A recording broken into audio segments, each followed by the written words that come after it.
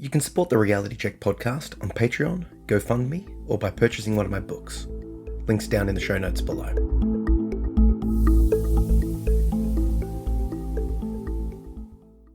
Welcome to the Reality Check podcast. I'm Zachary Phillips. So today I want to talk about the importance of taking action and adjusting along the way.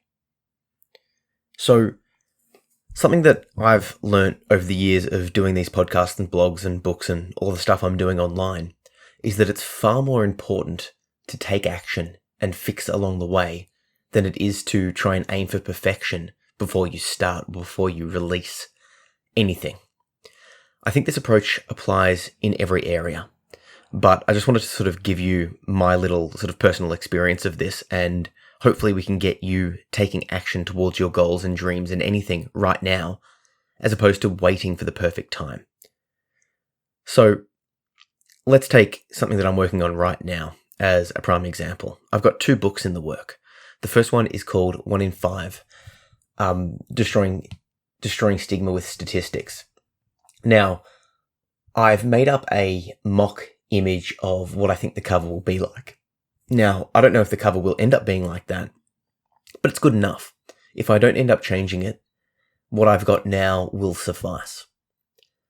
What this has enabled me to do is to be able to move on and actually get down to the nuts and bolts of really thinking about what I want to accomplish with this book. Namely, I want it to be a very quick and easy conversation starter about the different stigma related to mental illness and a whole bunch of other topics. 1 in 5 people are currently suffering from mental illness, that kind of thing. So what I've done is I've sort of taken action and done a placeholder for a cover image that's good enough. I think it looks great. I might fix it, I might make it better, but if I don't, I've at least started. In the past, I would sort of ruminate, worry about, focus on every little step of the way prior to getting started. Same thing with the title. I would worry about the title, I wouldn't think about it, I would have to work out the title before I do anything else. Now, I've got the idea for the book I want, I make the title, and I just go. This has enabled me to get a lot more done than I've been able to do in the past. It did require me overcoming a issue that I had with perfectionism. It's very tempting to think, I've got to make this perfect before I start. Because we want to put our best foot forward. We want everyone to see what we're doing, our best work. You don't want to be embarrassed by someone reading or watching or doing something that isn't quite perfect. However, over time I've realized that it's far better to get something that's, say, 80% complete out and available than it is to wait until you get it to 100. Because the chances of you getting it to 100%, releasing it, and all that sort of stuff is quite low. It's a lot easier to get it almost there. This isn't to say that I don't try. I very much do try to make it as good as possible. But I know that it's far more important to you, the reader or the viewer, that I release something rather than I release nothing. This same approach is applying to all of the different things that I'm working on, but I want to give you a kind of different analogy, a physical analogy. At my gym, there's a Friday class, and this is the hard class. And a lot of people seem hesitant to start it because they're quote unquote not fit enough. And, fair enough for the hesitation. It's a bit of a challenging class.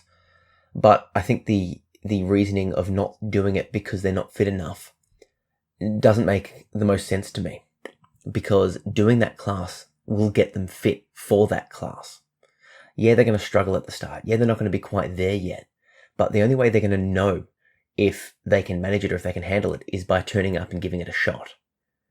That session that they do and that they get through will be challenging, but it will show them what they actually need, where they actually need to be for the classes moving forward. They will get fit and get to the standard of the class by doing the class. It just means that they're going to have a rough time of it getting to that point. I see this same issue with, I connect to a lot of writers, and I see a lot of people wanting their websites and their blogs and everything they're doing to be perfect. So they wait and wait and wait. They buy the best, if they're doing a podcast, they'll buy very expensive equipment and, expensive video cameras and all of this sort of stuff before they've even done anything.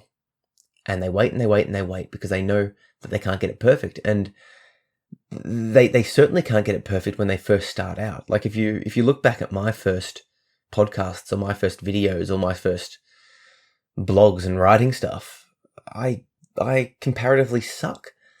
The process of doing this has taught me how to do this more. I'm far more confident. I'm far more quicker at doing it. I'm far better in front of a mic. I mean, just listen to what I'm doing now compared to what I've done in the past. So over time, I've learnt. So the problem with people trying to be perfect on the first go is that they're never going to be, because every time you do something, you get better at doing that thing. So to try and do it perfect from the start doesn't really make much sense, but it feels like you should. The whole purpose of this podcast is to convince you to take some action, to convince you to actually take that first step, risk failure, and have a shot. It doesn't really matter if you fail in most things. Like, nothing really is life or death or, the be all and end all. If I release this podcast and it sucks, it doesn't really matter. But when I first started out, it felt like I did. It felt like I had to make everything, every word, everything perfect. But now I more realize that it's a long-term game. It's a long-term process. It's, like you'll appreciate what I'm doing because of the improvements that I'm making, because of the mistakes that I make, because of the individual personality traits that initially I tried to block off, but now I'm embracing. I want to try and encourage you to do that. I want to try and encourage you to take action and not expect perfection. Because trust me, you'll get so much more done and you'll feel so much more fulfilled. And yeah, you'll look back on it and go, man, I could have fixed that, I could have fixed this. But ultimately, you won't really even care. You'll just be so busy moving forward and taking that next step. It's liberating. There's an idea that I like to run by, is that artists only really see their mistakes in their work, but the clients or the viewers see the finished product. So let's think of, a good piece of art. When you look at it, you see what the artist presented you with, the final product. The artist will look at that and go, yeah, but this is what I wanted to accomplish. And there's a bit of disparity there. The artist will probably be upset with what they've done because it didn't match what they wanted to achieve. But you, watching their art or looking at their art or whatever, might be blown away by what they've accomplished.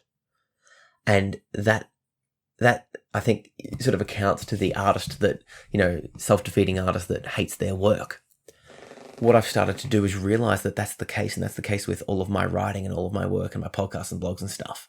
I see the faults when I look back upon it, but you just get what I've given you. Now, over time, I'm going to work to improve my craft and my skills so that I don't make those mistakes in the future. But I've learnt not to dwell in the past, not to go back and look over what I've done, to just keep taking those steps forward, to keep moving and to keep on progressing.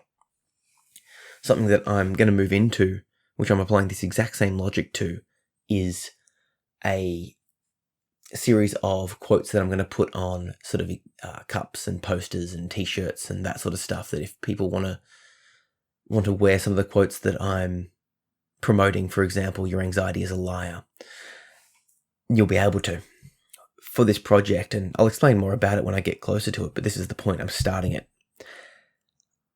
I want a logo designed, and this logo is basically going to be a semicolon with a sort of half circle running from sort of 2 o'clock to 8 o'clock on one side, and then my name, Zachary Phillips, finishing off the circle on the other side.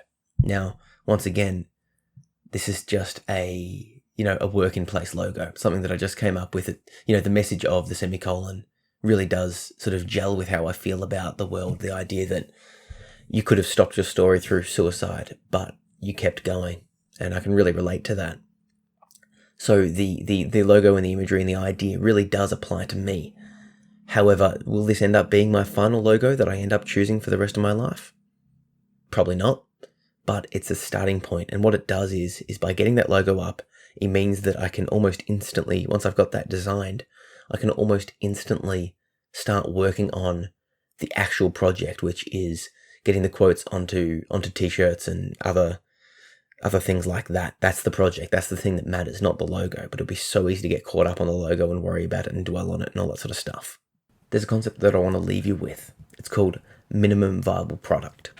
This means that basically you get your content out there, you do your stuff, you turn up as giving the content that's the minimal viable product. What that means is you make what you're giving good enough, as good a quality as possible, but you don't freak out about it. You don't dwell on it.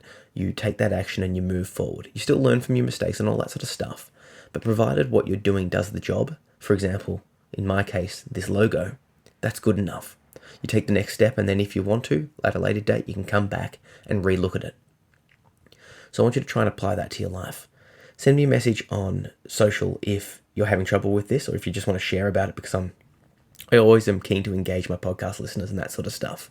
And if you like what I'm doing here, please, please, please chuck a good review wherever you're listening to it, because it really helps spread the word about what we're doing here and how other people can get a similar sort of help to what you're getting, and just helping that connection. I would very much appreciate that. Thank you.